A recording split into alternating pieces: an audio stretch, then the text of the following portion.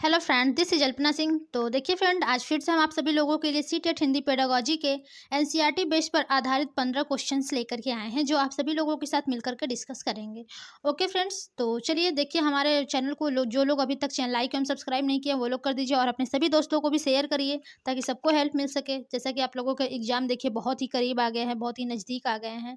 Okay friends, तो चलिए फटाफट से हम लोग अपने 15 क्वेश्चन को कंप्लीट करते हैं पेडागोजी के। ठीक है, तो देखिए हमारा सबसे पहला क्वेश्चन है कि भाषा का विचार पर प्राधान्य। ठीक है, प्राधान्य अधिपत्य है। प्राधान्य का मतलब अधिपत्य होता है कि जो भाषा है हमारे विचार पर अधिपत्य है। ठीक है, यह किसके द्वारा समर्थित है। ठीक है फ्रेंड्स, तो यहाँ पर देखिए जो भाषा विचार है, ठीक है, ये किसके द्वारा समर्थित किया गया है कि ये आधिपत्य है भाषा का विचार पर। ठीक है, पहला ऑप्शन है आपका बेंजामिन वोर्फ, दूसरा है आपका पियाजे, तीसरा है वाइगोत्स्की और चौथा है स्किनर। तो देखिए फ्रेंड्स, इसके अनुसार जो आपका ऑप्शन होना चाहिए, ठीक है, ये आपके वाइगोत्स्की जी मानते हैं कि जो भाषा होती है वो विचारों पर आधिपत्य होता है, विचार पर ही आधिपत्य होता है भाषा का। ठीक है, कि पहले जो भाषा है हम अपने विचारों के द्वारा उसको प्रकट करते हैं। वैसे आपका फ्रेंड्स ये देखिए ऑप्शन तो आपका थर्ड ही सही होना चाहिए, लेकिन देखिए फ्रेंड जो आपके एनसीईआरटी वाले हैं, ठीक है, यानी कि सीबीएसई वाले, ठीक है, सीबीएसई वाले ऑप्शन फर्स्ट को करेक्ट माना है, बेंजामिन वर्फ। तो देखिए फ्रेंड्स, अगर ये क्वेश्चन कभी आपके एग्जाम में फंस जाता है तो आप लोग पहला ऑप्शन मानेंगे, क्योंकि हमें अपना एक नंबर लेना है, ना कि एक नंबर देना है। ठीक है, तो आपके बेंजामिन वर्फ हो जाएंगे यहाँ पर। चलिए अगला क्वेश्चन देखते हैं फ्रेंड्स। अगला क्वेश्चन है फ्रेंड्स कि क्रैशन के सिद्धांत I+1 का क्या तात्पर्य है। ठीक है, जो क्रैशन का सिद्धांत दिया गया है I+1, उसका क्या तात्पर्य है। पहला ऑप्शन है शिक्षार्थी इस प्रकार से सक्षम हो कि वे अपने मजबूत, ठीक है, मजबूत पक्ष तथा कमजोर पक्ष की पहचान कर सके। दूसरा है कि भाषा तब सीखी जाती है जब शिक्षार्थियों को दूसरे व्यक्तियों से मिलने के मौके हों। और तीसरा है कि सामग्री का स्तर शिक्षार्थियों की क्षमता के वर्तमान स्तर से कुछ ऊपर के स्तर का होना चाहिए। चौथा है कि कक्षा कार्य का अभ्यास घर में करवाया जाना चाहिए। तो देखिए फ्रेंड्स, जो स्टीफन क्रैसन है, ठीक है, उनके सिद्धांत का जो I+1 है का तात्पर्य होता है वो आपका यही होता है कि सामग्री का स्तर शिक्षार्थियों की क्षमता के वर्तमान स्तर से कुछ ऊपर के स्तर का होना चाहिए। ठीक है फ्रेंड्स, तो यहाँ पर आपका करेक्ट ऑप्शन क्या हो जाता है, थर्ड। चलिए अगला क्वेश्चन देखते हैं फ्रेंड्स।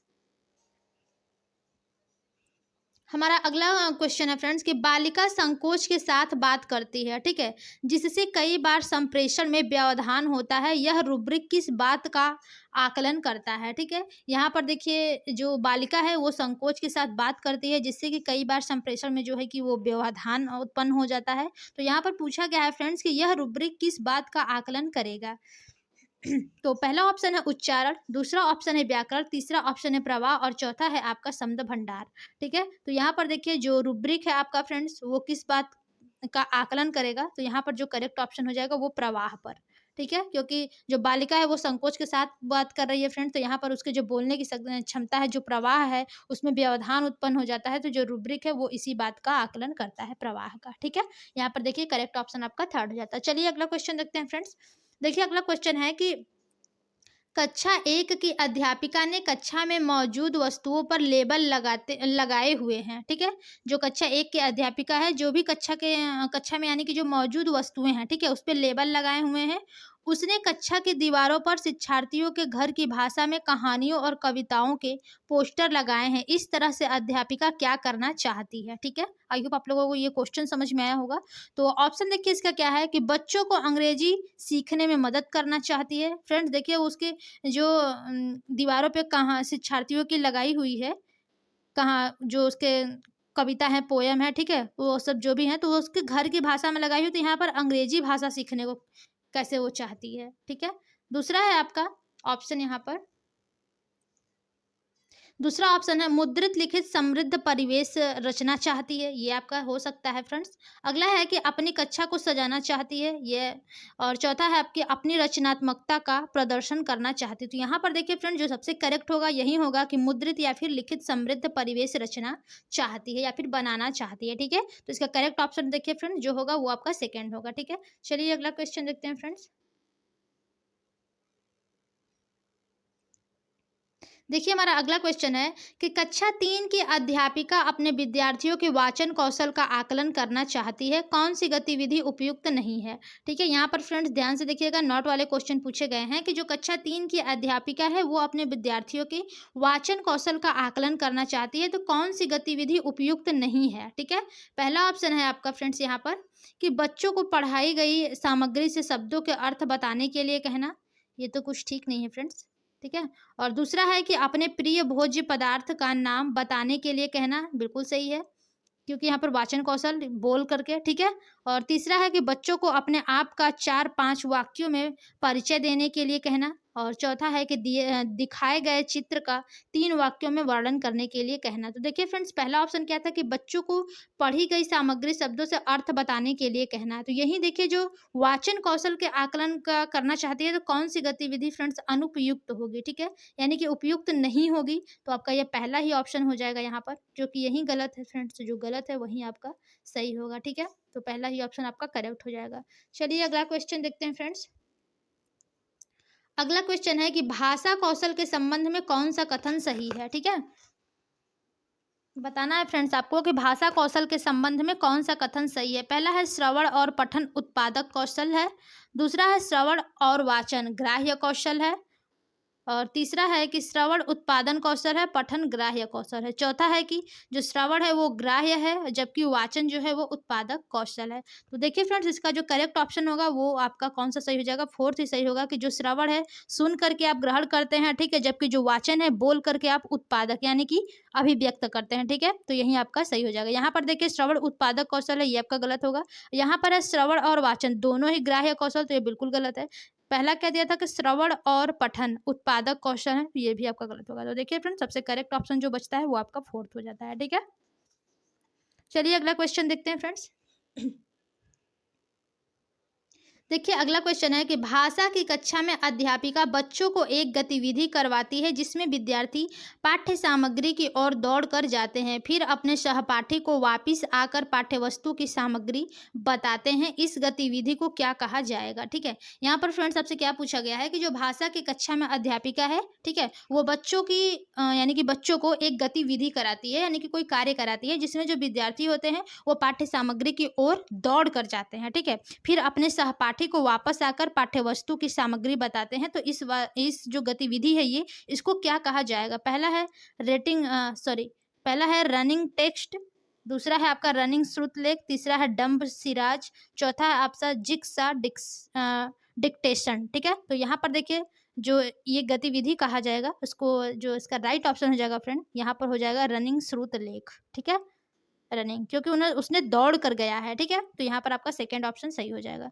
चलिए अगला क्वेश्चन देखते हैं फ्रेंड्स, हमारा क्या है। देखिए अब हमारा अगला क्वेश्चन है फ्रेंड्स कि एक ऐसा गत्यात्मक कौशल जो ध्वनि पैदा करने के लिए जीभ और ओठ के, ठीक है, जीभ और होठ के समन्वय को प्रभावित करता है कहलाएगा। यहाँ पर देखिए ऐसा एक गत्यात्मक वैकल्य आपको बताना है जो ध्वनि पैदा करने के लिए जीभ और होठ के समन्वय को प्रभावित करता है। पहला है आपका डिस्प्रक्सिया, दूसरा है डिस्फ्रेजिया, तीसरा है आपका डिस्थीरिया, ठीक है, और चौथा है आपका डिस्कैलकुलिया। तो यहाँ पर देखिए फ्रेंड्स, आपसे क्वेश्चन में क्या पूछा गया है कि जो जीभ और होठ के समन्वय को प्रभावित करता है वो क्या कहलाएगा। ठीक है, तो वो आपका यही कहलाएगा। ठीक है, थर्ड ऑप्शन सही हो जाएगा, डिस्थिरिया। ठीक है, डिस्थीरिया, यही आपका सही होगा। ओके फ्रेंड्स, चलिए तो यहाँ पर देखिए आपका जो थर्ड ऑप्शन है वही करेक्ट होगा। अगला देखिए निपुण, ठीक है, निपुण the national initiative for achieving foundational skill का मुख्य केंद्र किस पर है। ठीक है, आपसे क्या पूछा गया है, निपुण, निपुण यानी कि द नेशनल इनिशिएटिव, ठीक है, फॉर अचीविंग फाउंडेशनल स्किल का मुख्य केंद्र किस पर है। चलिए पहला ऑप्शन इसमें देखते हैं क्या है निपुण का। एक मिनट, क्वेश्चन को फिर से देख लेने दीजिए। निपुण का जो मुख्य केंद्र किस पर है ये पूछा गया है क्वेश्चन में फ्रेंड्स। तो यहाँ पर पहला ऑप्शन है पठन वाचन लेखन, श्रवण और संख्या बोध। दूसरा है पठन और लेखन। तीसरा है पठन, लेखन और अंक गणित। चौथा है समझ के साथ पठन और संख्या बोध। तो देखिए फ्रेंड, जो निपुण का मुख्य केंद्र है किस पर है, ठीक है, तो वहां पर आपका क्या हो जाता है फ्रेंड्स, समझ के साथ पठन और संख्या बोध। ठीक है, आपका यहाँ पर फोर्थ ऑप्शन करेक्ट होगा।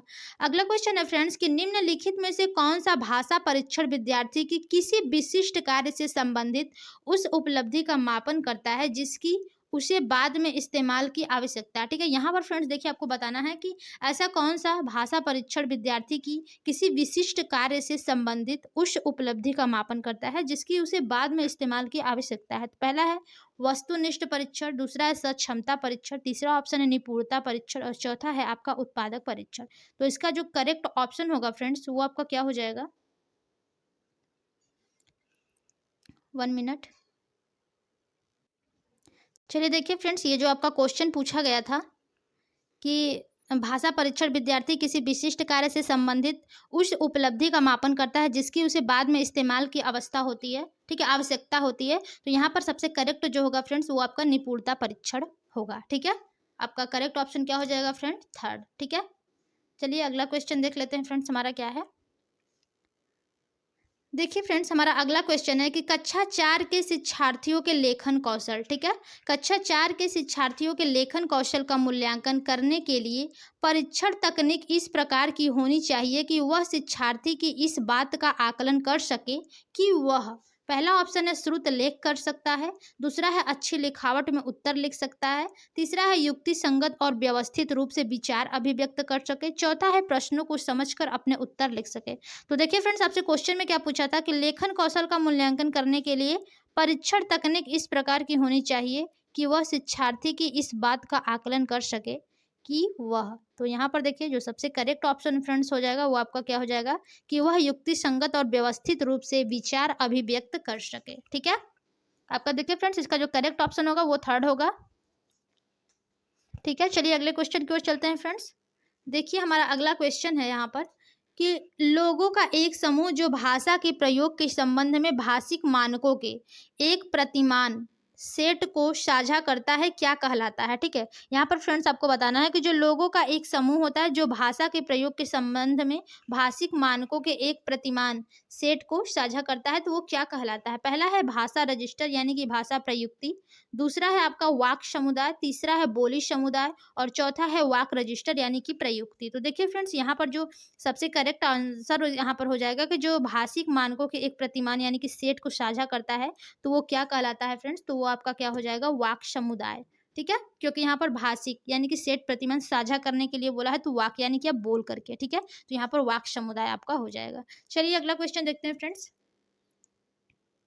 हमारा अगला क्वेश्चन है फ्रेंड्स कि पठन बोध का संवर्धन करने के लिए अध्यापक को कौन सा लेखन कार्य देना चाहिए। ठीक है, पठन बोध का संवर्धन करने के लिए जो अध्यापक है उनको कौन सा लेखन कार्य देना चाहिए। ठीक है, यानी कि पढ़ने का जो बोध है उसका संवर्धन करने के लिए पहला है पाठ्य सामग्री में पढ़े गए शब्दों का श्रुत लेख करवाना, दूसरा है विद्यार्थियों को पढ़ी गई सामग्री का सारांशीकरण कहने के लिए कहना। ठीक है, और तीसरा है कि किसी सामग्री को पढ़ते समय उसमें आए कठिन शब्दों के अर्थ कंठस्थ करने के लिए तो फ्रेंड्स बिल्कुल ही नहीं होगा, करेक्ट होगा, अरे सॉरी आपका रॉन्ग ऑप्शन होगा। और अगला ऑप्शन है फ्रेंड्स कि किसी सामग्री को पढ़ते समय उसमें आए शब्दों को वाक्य बनाने के लिए कहना। तो यहाँ पर देखिए फ्रेंड आपके जो पठन है उस पठन बोध है, ठीक है, उसके संवर्धन के लिए तो यहाँ पर पठन बोध से ये भी संबंधित नहीं है और ये भी श्रुत लेख करवाना भी संबंधित है। तो यहाँ पर देखिए फ्रेंड जो सबसे करेक्ट ऑप्शन होगा वो आपका सेकंड हो जाएगा कि जो विद्यार्थियों को पढ़ी गई सामग्री है उसका सारांशीकरण करने के लिए कहना। ठीक है, क्योंकि यहाँ पर पठन बोध के संवर्धन करने के लिए कहा जा रहा है तो आपका सेकंड ऑप्शन सही होगा। चलिए अगला क्वेश्चन देखते हैं फ्रेंड्स। देखिए अगला क्वेश्चन है कि पाठ्य सामग्री के बारे में सामान्य जानकारी प्राप्त करने की दृष्टि से तेजी से किया गया पठन क्या कहलाएगा। ठीक है, यहाँ पर क्या है फ्रेंड्स क्वेश्चन कि जो पाठ्य सामग्री के बारे में सामान्य जानकारी होती है, ठीक है, उसको प्राप्त करने की दृष्टि से तेजी से किया गया पठन क्या कहलाएगा। पहला है बारीकी से पठन, तीव्र पठन, तीसरा है आपका सरसरी तौर पर पठन और चौथा है अर्थपूर्ण पठन। तो यहाँ पर फ्रेंड्स देखिए तेजी से पढ़ने के लिए किया गया पठन पूछा है। ठीक है, तो जो आप तेजी से पढ़ेंगे तो उसको क्या बोलेंगे आप, सरसरी तौर पर पठन। ठीक है, आपका जो इसमें थर्ड ऑप्शन है वही आपका करेक्ट होगा। अगला क्वेश्चन है फ्रेंड्स कि प्रक्रिया लेखन के दौरान कौन सी एक अच्छी लेखन पूर्व की युक्ति है। ठीक है, प्रक्रिया लेखन के दौरान कौन सी एक अच्छी लेखन पूर्व की युक्ति है। पहला है आपका मानस चित्रण, दूसरा ऑप्शन है समीक्षा करना, तीसरा है आपका संपादन और चौथा है आपका पुनरावृत्ति। तो देखिए फ्रेंड, जो सबसे करेक्ट ऑप्शन है इसमें हो जाएगा वो आपका क्या हो जाएगा, मानक चित्रण। ठीक है, प्रक्रिया लेखन के दौरान कौन सी, तो यहाँ पे प्रक्रिया लेखन के दौरान मानस चित्रण अच्छी लेखन पूर्व की युक्ति है। ठीक है, आपका सही ऑप्शन क्या हो जाएगा, ऑप्शन 1। तो देखिए फ्रेंड्स, हमने आज हिंदी के यानी कि हिंदी पेडागोजी के 15 क्वेश्चन कंप्लीट किए हैं। तो जो लोग अभी तक हमारे चैनल को लाइक एंड सब्सक्राइब नहीं किया वो लोग कर दीजिए। हमारा चैनल है @learn with Alpana. Okay friends, आज के लिए बस इतना ही, मिलते हैं अपने अगली क्लास यानी कि मैथ में। तब तक के लिए धन्यवाद।